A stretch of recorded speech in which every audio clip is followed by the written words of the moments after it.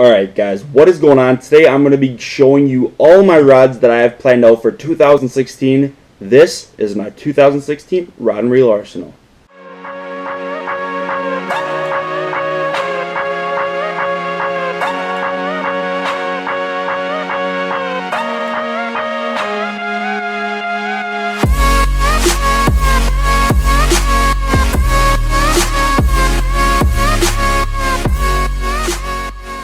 Alright, so for my first rod, I'm sure you guys know this combo. This is my Shimano Canon 631 gear ratio reel, along with my Fenwick Silverhawk 7-foot medium power.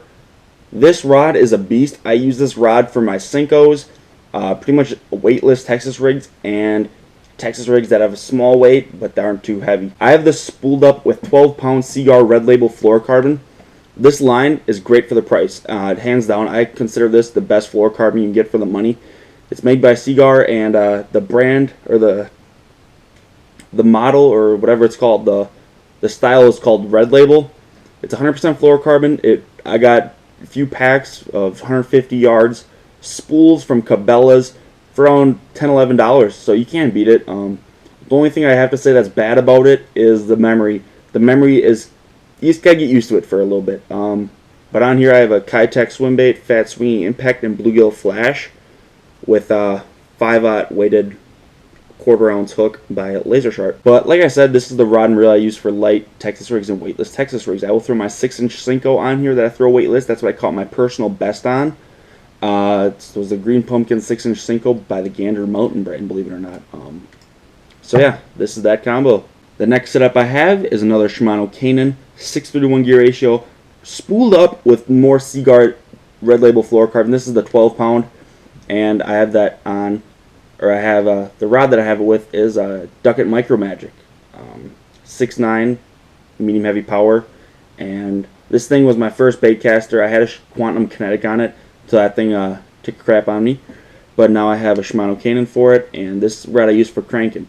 Now you're probably thinking, why do you have a swim jig or a finesse jig or any type of jig on your cranking rod? The reason is I just wanted to, after that tackle warehouse order I did, I just never really took it off. I just tied it up for one last time going out.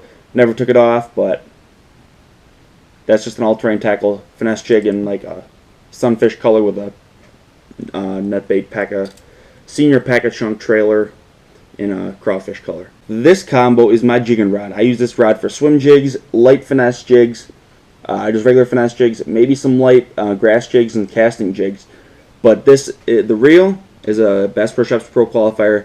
I have that spooled up with 15-pound Seaguar Red Label fluorocarbon, and I got a just a swim jig from Strike King with the Sassy Sally trailer for a swim bait. I love swim baits as trailers on swim jigs, or I'll use a grub, like a single tail grub. But that's not what I'm talking about. I'm talking about the round reels. I keep forgetting about that.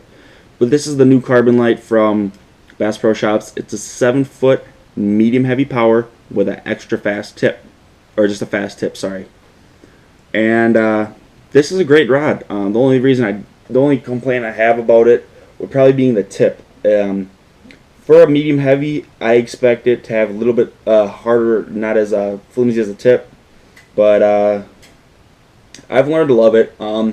It's great for swimming jigs, so you can just like pop them out of the cover, and for chatterbaits too. That's what I use. I use chatterbaits on this rod too. But I usually it's good for popping jigs out of grass and cover and stuff. So that is that.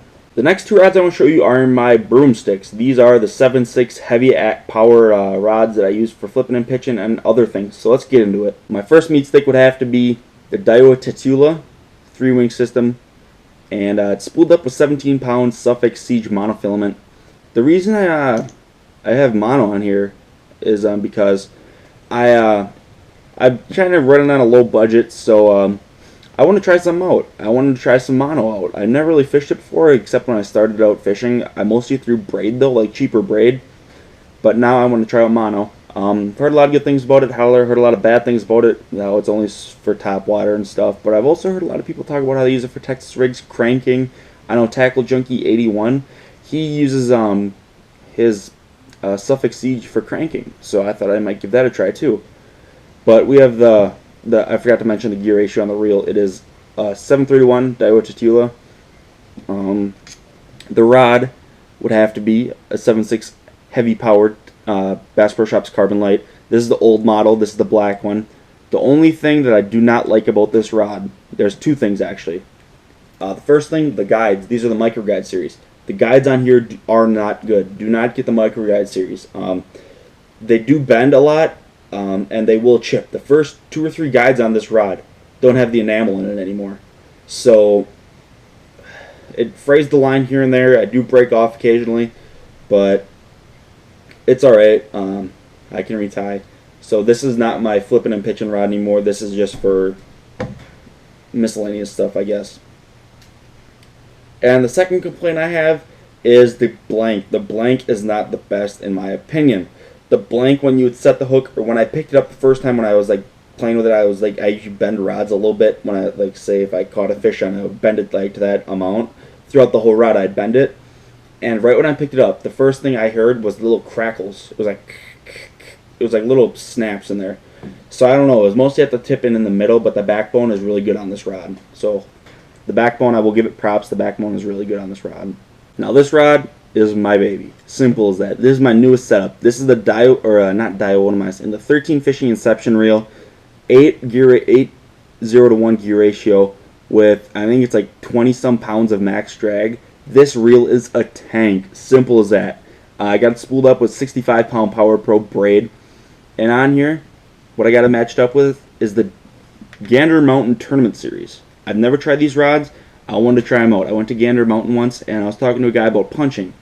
And this is exactly what this combo is for, punching. And he knew a lot about it, surprisingly. I didn't think it was a big thing here in Wisconsin. But here, he knew a lot about it. He was punching himself. He's a big bass fisherman. He loves punching. And he recommended this rod. He has a whole bunch of them on his boat. He showed me pictures of them. And he loves them. So this is a 7.6 heavy action. And this rod is a beast so far. I've never fished it yet, but from what I can tell, this thing is heavy duty. Same with this reel. I fished the reel, butter smooth, that's all I have to say. The drag, 27 pounds of max drag, which is insane. And the big old handles, the foam handles, but they're not the cork handles, which 13 Fishing is notorious for their higher grade reels, but I'm okay with these any day. And this is, like I said, how it's my punching setup. I got, oh, don't want to break anything. Let out some line. Here I got the Gambler Ugly Otter with 3/4 ounce weight with 2 punch stops, and just a laser trocar flipping hook. Or that's a VMC flipping hook, I'm sorry, it's a 4/0 with the bait keeper. Now the last rod and reel I have is my spinning setup. This is my fairy wand. I have it spooled up with, I believe this is 8-pound Cigar Red Label fluorocarbon.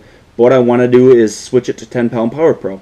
And just probably this tie leader. This is my finesse rod. I'll throw wacky worms, shaky heads, drop shots on here. I don't pull this rod out very often, but it's a 6'8" wacky style rod from Mojo Bass, from St. Croix, I should say. And it's I can't talk. But on here I have a Shimano Sahara. Is that a Sahara? Yep, Sahara, whatever you want to call it. But on here I've got a VMC shaky head. Not sure, I've had them forever, with a custom poured worm with the sapphire blue tail. I make these worms, I love them, catch fish left and right. But yeah, this is that rod. Like I said, I don't throw it that very often. If I would, it'd probably be for wacky rigs, or not wacky rigs, shaky heads or drop shots, which I don't really do much of finesse fishing anyways. Alright, so if you guys did enjoy the video, make sure to give me a thumbs up.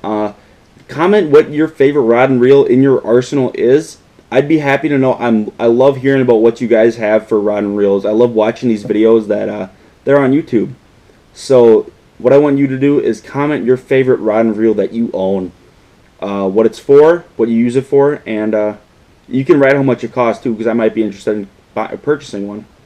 And just give me your full specs on the rod and reel. I'd love to know. So that's my thing that I want you to do for me. Drop a like, that might be another thing. And yeah, if you do subscribe, Alex from Wisconsin Bass Fishing. See you later.